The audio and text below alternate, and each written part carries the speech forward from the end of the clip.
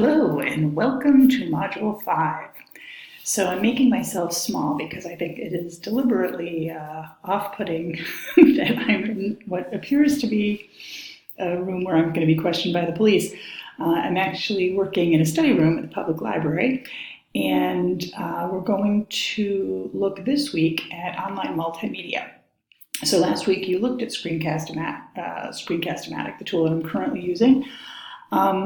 And there were a couple of other sort of multimedia-ish things we touched upon. This class, I have to say, is the best class so far at sort of, without looking ahead, actually sort of intuiting where we're going. So it's kind of neat to see you talking about things. The week before, I'm like, no, wait, next week we're doing that. So it's, I don't know, it's kind of gratifying. All right, so this week you're going to be looking at multimedia. And I've got the resources up here. There's a couple of things that I want you to look at just sort of to set context before you start exploring. And again, remember, you can go if this is something you're very comfortable with, you can go off on a tangent. If you're not super comfortable, sort of stick to the basics. So there's a little bit of Richardson. If you want to take a look at that, you don't have to. Jonathan McIntosh's piece is really interesting. It's about attribution and copyright sort of in this age of, people creating content out of other content. So that's kind of a fun thing to look at, and it'll give you some fodder for discussion, definitely. Then we're going to talk about podcasting. Kathy Schrock has some podcasting resources, and Richard Byrne has a nice overview of podcasting in the classroom as far as creating content with your students. We're also looking at podcasts as a resource, having your kids listen to them in class to get content. So he's got an article from School Library Journal, and then you're going to look at, you're going to look at podcasts and videos. So YouTube, I don't think I have to say anything about that. We're all pretty familiar with that.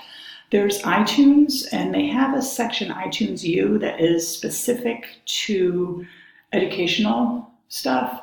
There's also 51 sources for podcasts from Betty Ray at Edutopia, and some other things from Teach. Well, I have it written as Teach, though, but I think it's Teach Taught. You can look at VoiceThread if you want. That's kind of the granddaddy of this sort of tool. I put in a little bit about Pandora. I used to have a lot more about music. I had Pandora and iTunes, for music. I don't know. It's still there. If you want to look at it, you can. I just use it to listen. You don't really need to.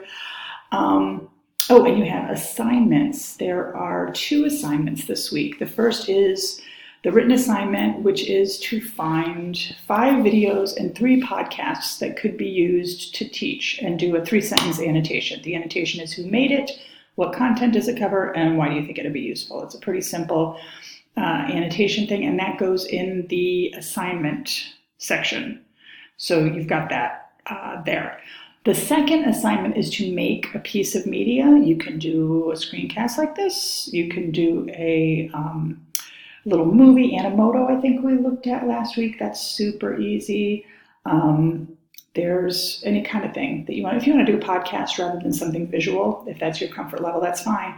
And then link that to your blog so that you have a live link from your blog to this information. I have a friend who was using Google, has an audio notes thing, and she did a little presentation that way, and she said it was a piece of cake. You basically record through that tool, and then it goes right up onto a form or into a sheet in your Google Drive, and it's very easy to access. So however you want to do that multimedia, it doesn't have to be video, although we should be pretty comfortable with video at this point in our career. So put that up in your blog along with your journey, and that's it. All right, there's plenty of room in the discussion boards to fill up. You guys are very good at that, and I will see you next week.